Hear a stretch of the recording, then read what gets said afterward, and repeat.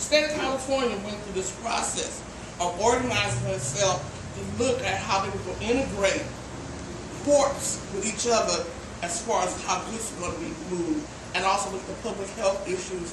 What was the, at that time, the integrating the public health, logistics, how money was going to be spent, who's going to be sitting at what tables, and all those different things. They were trying to integrate all and how government was going to be working with the industry itself. That's what California did. They had a 2-year process, and at the end of the day, they committed some money. They committed money, two pots of money. One pot of money for ports itself, for infrastructure, and then they said another pot of money for truck drivers. Okay, and that also had mandates, regulatory mandates that came at the same time, simultaneously going on for our California Air Resources Board, that ports had to do X, Y, and Z to get some of that money. They had to do had to do some certain regulatory things. So I sat on that thing for 2 years. I was the only one from Northern California that sat on this committee and had to go back and forth. So by doing that, that's how I met all the people at the Impact Conference. That's how we all got to know each other. So all the others are from Southern California? Yes. So that's how we got to meet each other. And that's how we got to meet each other, know each other around goods movement. And so as I got into this boardroom, I have, one of the things I had to do is to give me an orientation and give you a packet like this, a binder like this. And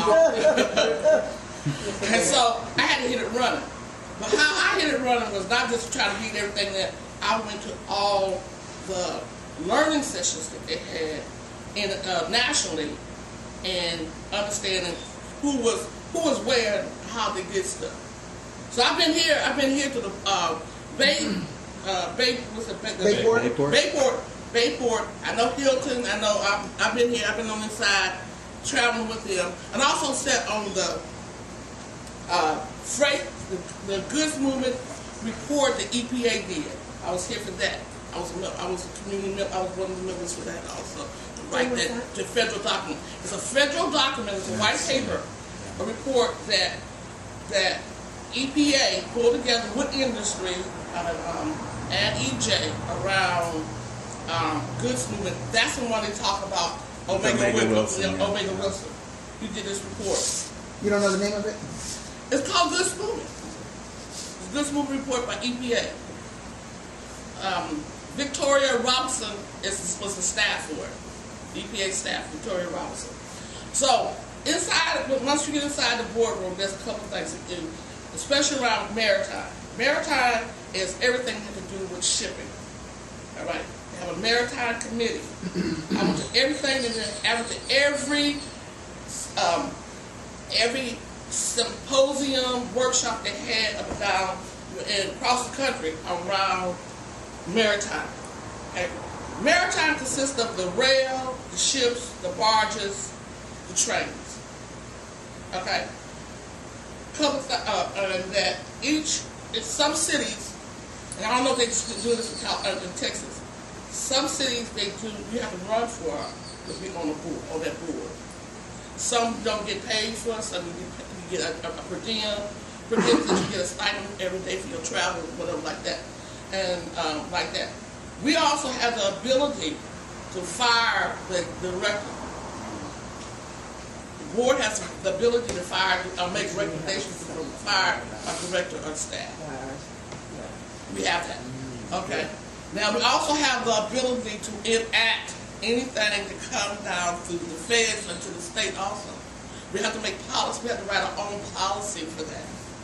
For anything. So like the policy, the big policy that hit us was that when the California Air Resources Board said that all these old trucks cannot come on their property anymore, we had to make a policy to develop a program for that.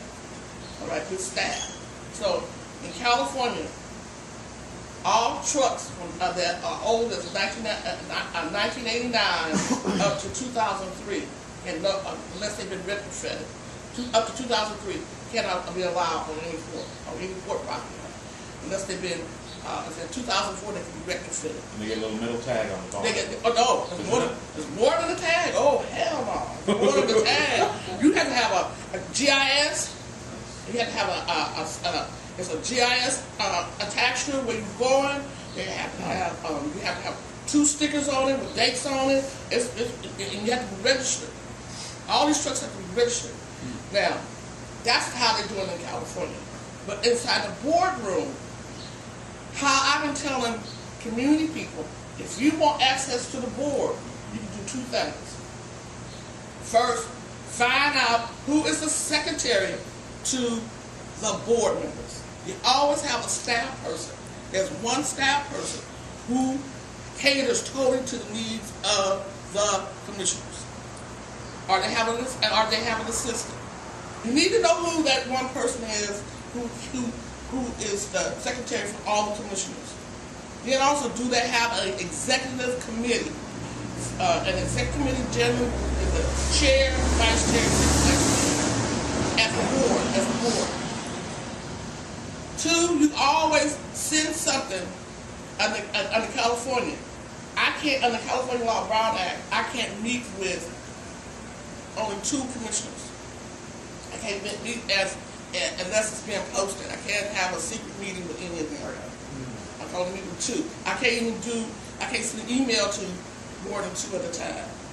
So how I get around sending emails to anybody, I send it to the secretary until the secretary sends it to the staff. That's his job. So I've also been once I found that out, so I told people, if you have anything you want to get to the commissioners, you send it to the secretary. The secretary's job is to make sure that information goes out to all the commissioners. And then also, I tell folks, if you have a pressing issue, you should make an appointment to educate and sit with one-on-ones with the commissioners. That's another good thing you can do. But anything pressing that you should, okay. And then also, you can address the board in a closed session. And I'll tell you that. You can go to closed session and say I would like to meet with the board in closed session.